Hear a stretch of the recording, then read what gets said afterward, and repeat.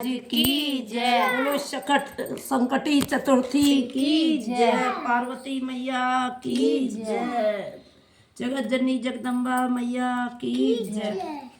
एक समय पार्वती जी बोली, पुत्र मांग महीने में किस गणेश का पूजन तथा क्या भोजन करना चाहिए। श्री गणेश जी बोले, इस मास में भालचंद्र की 1650 से पूजा कर तिल के 10 लड्डुओं का भोग लगावे तथा अपनी शक्ति के अनुसार ही दक्षिणा दे और 10 लड्डू स्वयं खावे।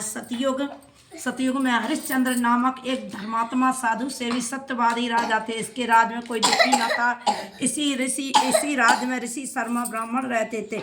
उनके एक पुत्र पैदा हुआ। कुछ समय बाद ब्राह्मण की मृत्यु हो गई। ब्राह्मणी दुखी होकर अपने पुत्र का पालन करने लगी और गणेश चौथ का व्रत भी करती थी। एक दिन इसका पुत्र गणेश प्रतिमा को लेकर के खेलने को निकल गया। एक दुष्ट कुम्हार ने इस बालक को आवा में रखकर आग लगा दी। इधर जब लड़का घर नहीं आया तो ब्राह्मणी दुखी हुई और विलाप करते हुए गणेश जी से अपने पुत्र के लिए प्रार्थना करने लगी। कहने लगी कि हे अनाथों के नाथ, मेरी रक्षा करो, मैं आपकी शरण में हूँ।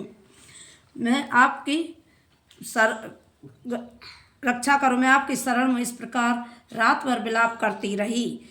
प्रातःकाल कुम्हार आवा देखने आया तो उसने देखा कि आवे में पर्याप्त पानी भर रहा है। इस घटना को देखकर कुम्हार ने राजा के पास जाकर सभी समाचार सुनाया और बोला, नाथ, मैंने अनर्थ किया और मैं वध के योग हूँ। प्रभु, मैंने आपकी कन्या के विवाह के लिए बर्तनों का आवा लगाया था, परंतु बर्तन नहीं पके। मुझे एक चेटक जानने वाले ने बताया कि तुम किसी बालक की बलि दे दो, परंतु तो तुम्हारा आवा पक जाएगा। सो मैंने इस बालक की बलि दी, परंतु अब इस आवे में जल भर गया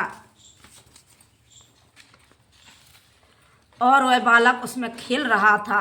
उस समय एक ब्राह्मणी वहां आ गई और बालक को देखकर उठाकर कलेजे से लगाकर चूमने लगी। उसी समय राजा हरिश्चंद्र बोले, ब्राह्मणी, तेरा बालक अग्नि में भस्म क्यों नहीं हुआ है? ऐसा कौन सा व्रत तप योग करती है? ब्राह्मणी बोली, महाराज, मैं कोई भी विद्या नहीं जानती हूँ और न कोई तप करती हूँ। मैं संकट नाशक गणेश चतुर्थी का व्रत करती हूँ। इसी व्रत के प्रभाव से